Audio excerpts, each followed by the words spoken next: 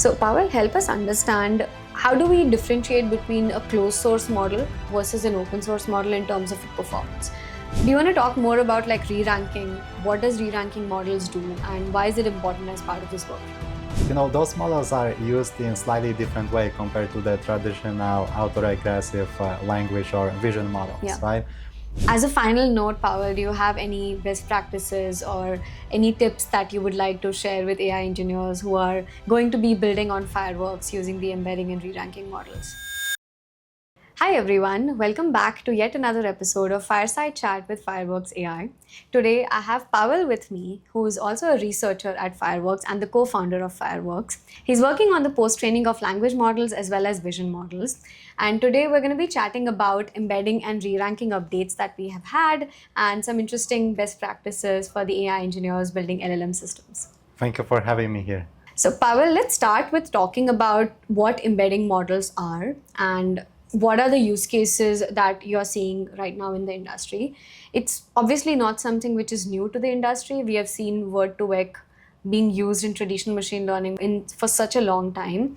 And now we're seeing a resurgence of embedding models becoming such a core important part of agentic AI system or generative AI system. So maybe you can start with explaining what embedding models are and why they are being so important. Sure. So maybe before talking about embedding models, let's talk about embeddings themselves. So the simplest way of looking at embeddings is as sequences of floating point numbers. But those numbers are not random. Like those numbers typically have some hidden meaning. So one intuitive way of looking at embeddings is as coordinates in a multi-dimensional space, which is like a way of thinking about embeddings that lets you also like visualize them, which I typically find easier to explain to people. So for instance, let's assume that we associate embeddings with specific objects. For instance, you may be building a retrieval augmented generation system that lets you embed a collection of documents and perform semantically related search based on the specific query to find documents which are related to that query. So if you use an embedding model to generate embeddings for documents in your index, you can think about that embedding model producing coordinates in this multidimensional space that place documents which are somehow related to each other in a region of that space that clusters such documents. Then if you have a query that you also compute embedding for, you hopefully are able to place this query close to the related documents and use an efficient algorithm to locate the similarity between the query and the documents.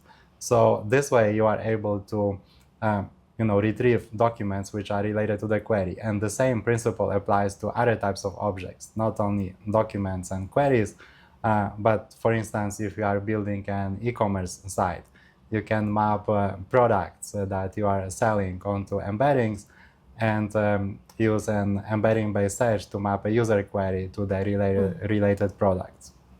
So I think one of the important parts about embeddings is how it really transforms the efficiency of a query search much better than a keyword search, right? Like traditionally, if I were to just go look up, if I'm searching for a particular keyword, and if that word doesn't exist in the documents, I'm pretty much not going to get a result.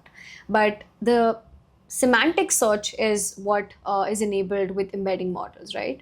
Exactly. So keyword-based search is very rigid. Because typically what happens is that you have to schematize your documents or your objects and extract very specific attributes that correspond to keywords. And then you need to do the same transformation to the query and also basically schematize it and extract certain features that you use to perform exact matching against the documents or objects in your index. If you go through embeddings, you basically go through a latent space. So you are mapping both your objects and your query onto vectors that can provide a higher resolution in terms of the representation of the specific features of your documents in the query. And that has multiple advantages. So first of all, your scoring becomes more smooth and more continuous, because instead of having pretty much like matching between Boolean comparisons, you can compute the distance-based matching, which gives you higher resolution in terms of comparing the relevance between the query and different objects or different documents. Also, another advantage is that embedding models are way easier to work with, because they require way fewer manual steps. So schematization is actually pretty complicated, right? You need to define different taxonomy of attributes, like you need to kind of predefine how your schema will look like. You need to define dictionaries of your keywords and so forth. But if you are doing embedding-based search, like it's sort of like an approach that lets you, drop like any type of content into it, and get pretty like standardized representation through an embedding. So they're typically way easier to work with, like from the perspective of the application builder. Absolutely. And Pavel, you mentioned about like embedding models being a core component of how you build a RAG system when you want to like retrieve information which is outside of the context and the memory of a particular model. When you want its memory to be constantly updated, you build a RAG system around it, and embedding is one of the core components in that system. The second core component is re-ranking. And whenever we are talking about RAG architectures, re-ranking a lot of times, especially like from a basic RAG architecture or like RAG design pattern, is ignored. Do you want to talk more about like re-ranking? What does re-ranking models do, and why is it important as part of this workflow? Right. So re-ranking models are typically, indeed, as you said, part of the retrieval augmented generation process. So typically the process starts with matching documents that may be related to the query. And I specifically said may be related to the query because the retrieval will match any type of document that is closest to the query, regardless whether it is related or not, through the certain limitations, for instance, of what you store in your index. Like maybe your index simply doesn't contain documents which are related to the query. And that's where the re-ranking comes into play. So re-ranking provides you with, I would say, like a higher resolution method for estimating the calibrated probability that your query is actually related to the document. So by calibrated probability, I mean that you actually get a score between 0 or 1 that tells you like how likely this query is related to this document. So that gives you several advantages. So first of all, you can better stack rank your documents. So the initial step of just matching the embeddings provides you with some way of stack ranking the documents, but typically the stack ranking is not super accurate. So with a re-ranking model, you can get way more accurate relative ordering of documents as being relevant to a certain query, but also you get the calibrated prediction scores. And you can apply those scores based on your business logic. Like for instance, what you can do, you can apply some sort of thresholding, right? So you can say that, I'm going to take only the documents that have, let's say, more than 70% of chance of being related to this query. So this way you can basically filter out the documents which are not relevant to the query at all, although they may have been retrieved. So one thing to think about when composing RAG workflows is that the retrieval stage is typically like pretty well aligned with the re-ranking stage, in a sense that you need to have like a certain level of dependency between those two. That's why like it's pretty common to consider them together when building your system, and when you are tuning like different types of parameters. Like for instance, how do you chunk your documents, or like split your documents into like smaller pieces that go into the embedding index, and this is the granularity at which you apply your retrieval. And then how do you rank those chunks with your model, and how do you set certain thresholds on like how many chunks to retrieve and what kind of thresholds to apply to the scores that come out of the ranking model. So in general, those two models achieve kind of similar purpose. So they are intended to retrieve the most relevant documents for a given query, but they give you like different knobs for tuning, and typically it's best if as the application builder you are kind of aligning different kinds of hyperparameters between those two stages. Makes sense. That totally makes sense. And I feel like one of the other components when it comes to like embedding and re-ranking pair is how do you choose the right models for you, right? Like we recently announced that we are supporting like Qwen 3 models as part of like embedding and re-ranking as well. You can also like access other models and like extract the embeddings as the output from all the other open source models that is hosted on Fireworks AI. When you have so many options out of the box, how do you decide what's the right embedding model for you, and how do you really calibrate the embedding plus re-ranking model together? Like, do you use it as a adversarial network setup, or like how exactly do you calibrate these models, and how do you evaluate which one is the right for your use case? Right. So first of all, choice is good because there are many different use cases, Yeah. and different use cases have different constraints. For instance, if you are building an application that is user facing, you may want to optimize for the latency because we know that users don't like to wait for multiple seconds for the results. So in those cases, you would pick smaller models, and maybe you will be willing to sacrifice a little bit of the accuracy in favor of getting the results faster and having a better user experience. In other cases, you may be running some sort of, maybe like a deep research agent that is not really user facing, but is more optimized for the final quality of the results. Yeah. And you don't care too much about the resource usage. So in those cases, you may want to pick bigger models. Also, another thing to consider that relates to what you mentioned about our ability to extract embeddings from pretty much like any type of model, including the multimodal models, is the modality of your content and modality of your queries, right? So, maybe you are building a product catalog for e-commerce site, and your documents are not really text documents, but they are products that also contain rich content like images, for instance. So the ability for the model to support multimodal content is another factor that you should consider when picking the model. In terms of aligning different hyperparameters across different stages of the retrieval, I think it's more art than science, and like you typically run a number of experiments to see which option works best.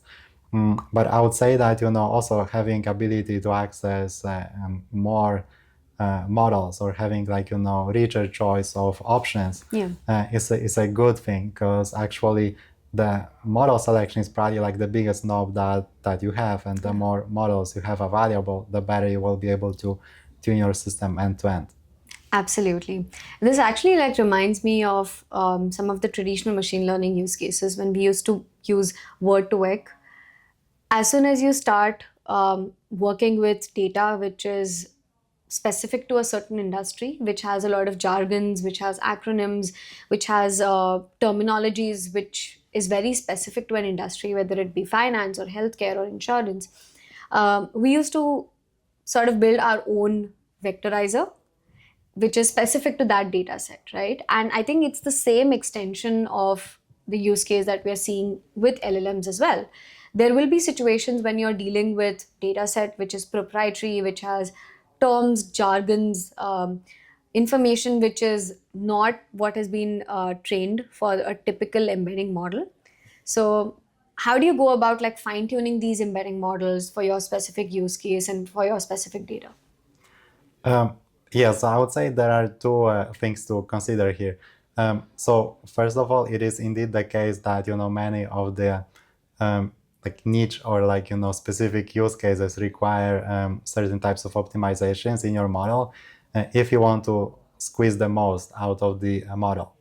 On the other hand, I would also say that one of the reasons why those Gen AI based embedding models are getting so popular is that they are pretty good right out of the box. So in those old days where people were using Word2Vec, or even maybe more commonly people building embedding models for different Rex's platforms, like typically every company would start from scratch. So like you would have to collect a lot of data, and typically also the signals were mostly based on engagement signals, which are actually very expensive to collect and are not really transferable across different domains. So with the emergence of Gen AI, the models that come out of the box are already pretty good in terms of generalizability, right? And they are able to ingest different types of content and get you to like a pretty high level of performance right out of the box. But indeed, it is the case that you may want to customize your model a little bit more.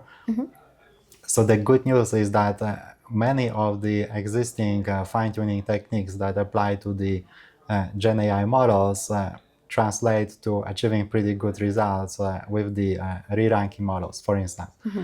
So for instance, if you look at the Quen 3 re-ranker, and the way it was trained is that it is actually at the end just the token generation model. So you provide it with your document, you provide it with a query, and then you provide it with some instruction, and then it pretty much outputs one of two tokens, either yes or no.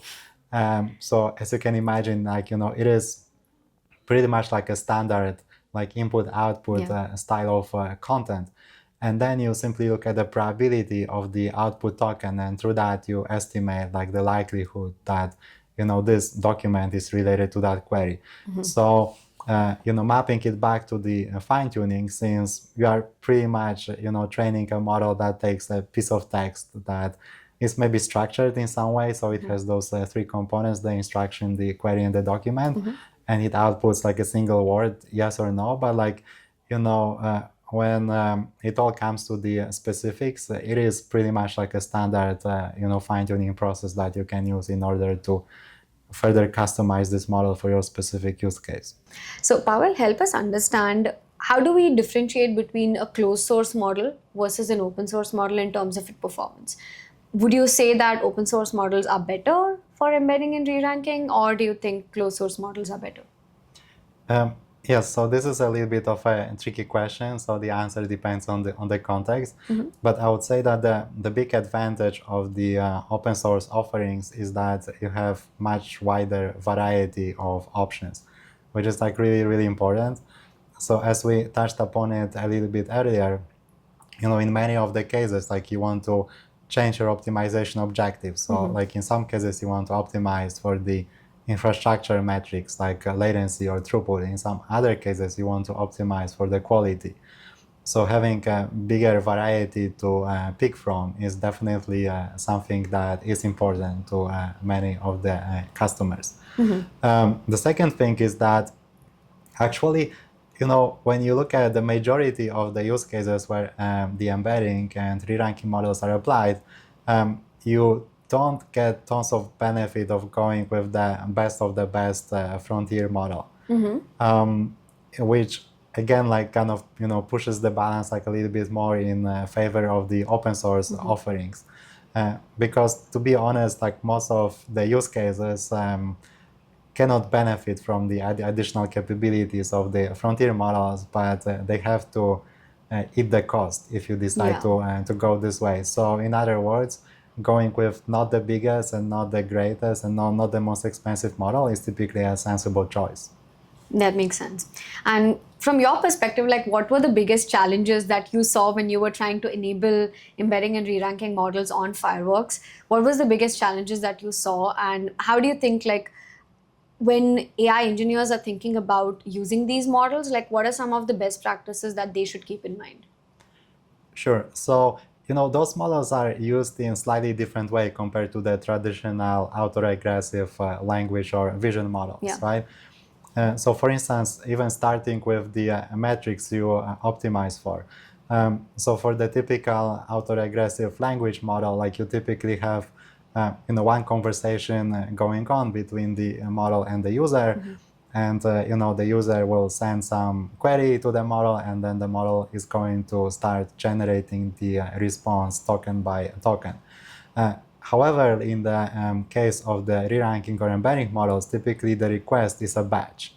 So the batch can be completely unconstrained. So if you don't control yourself, or if you don't control your application, you can very easily overwhelm the model by sending batch that is too long, and it will take the model too long to process. And it won't be able to satisfy the latency or the throughput requirements set by the application designer. So it definitely takes slightly different mindset when designing applications around re-ranking or embedding models. This is one thing to keep in mind. Other thing is that thinking from the perspective of the interfaces, also the interface is slightly different. So again, instead of sending a single request at a time, you typically send a bunch of requests, or a batch of requests at a time.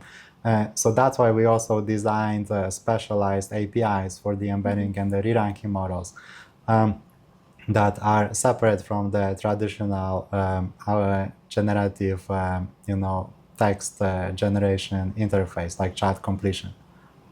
That's wonderful. And what are some of the use cases that you're seeing now that we have the embedding and re-ranking models enabled on Fireworks AI? What are some of the use cases that you have been seeing customers use these for? Right. So I would say there are two types of use cases. One type of use case are customers who actually lack the capabilities to satisfy their specific use case. So we are seeing a lot of people building very novel solutions, for instance indexing repositories of content that are super hard to schematize, for instance repositories of multimodal content that have been traditionally very, very hard to work with. And then there is the second group of customers who have existing use cases that may be already in production, maybe already hosted at scale, but they are basically seeing the benefit of moving to more powerful models. So I would say that a lot of the customers in the e-commerce category or recommender systems category in general are considering to use generative AI technology to swap their existing previous generation embedding and ranking models. So that category is, of course, it's not 0 to 1 improvement. It is more basically 0.5 to 1 improvement. So in those cases, we actually have specific baselines that we need to match that can guide the selection of specific models. But also those use cases have scale that is oftentimes pretty hard to support with your in-house infrastructure, because typically your in-house infrastructure is kind of over-optimized for the existing tech stack that you are building in-house. That's why many of those customers are reaching out to us and asking for guidance and help to scale their existing traffic, which is many times non-negligible, to this new generation of models that require a very novel and specialized type of infrastructure to host. Makes sense. So Pavel, we spoke about re-ranking and embedding models from text-based use cases, right? And you also briefly mentioned that there are use cases where you have multiple different modalities of information, whether it be a product catalog where you have images, maybe even audio, and along with other modalities. So how do you see Fireworks hosting all the different modalities of these models, and how do you see the future of the embedding and re-ranking models evolve on Fireworks? Right, so we are indeed seeing a big demand for different kinds of modalities, because the real world is not the text world, it's a multimodal world. And indeed, we have a roadmap on which we are planning to expand our official APIs to support more modalities more efficiently. We're also planning to build modality-specific improvements in our serving infrastructure to make support of those modalities more efficient. And as you mentioned, another very interesting use case is mixing and matching different modalities. So basically having support for models that can take multimodal description of the products and the query and map all of them, like combine them together in one model and generate one universal embedding that works across the modalities. Yeah, that'll be very interesting. But as of today, we have the embedding and re-ranking models supported on Fireworks. So if you are building a RAG use case or you're using building a system that requires you to use embeddings, definitely go check it out. And as a final note, Pavel, do you have any best practices or any tips that you would like to share with AI engineers who are going to be building on Fireworks using the embedding and re-ranking models? I think the most important tip is go try it. Like trying it is super easy. So as a platform company, like we are not building only for the performance, we are also building for the usability, and that's why we designed our APIs in such a way that they should be like really easy to try. So yeah, my main tip would be just go build it, go cook it, have some fun. Yeah. And if you have any comments or any specific feature requests, just get back to us. We're always interested to hear from our customers, and we are listening to the community and considering your feedback when building new features. Absolutely. So as a to-do, please go check out the description of this video. You'll find some more resources and cookbooks that you can use to test out the embedding models. If you have any comments for us, or even ideas of what the next Fireside chat topic should be, please leave that in the comments below. And our team is very active on Discord. So if you have any questions, any feature request, or if you're running into any issues, please make sure that you go and drop that on Discord. Thank you so much, and we'll see you in the next episode. Thank you. See you.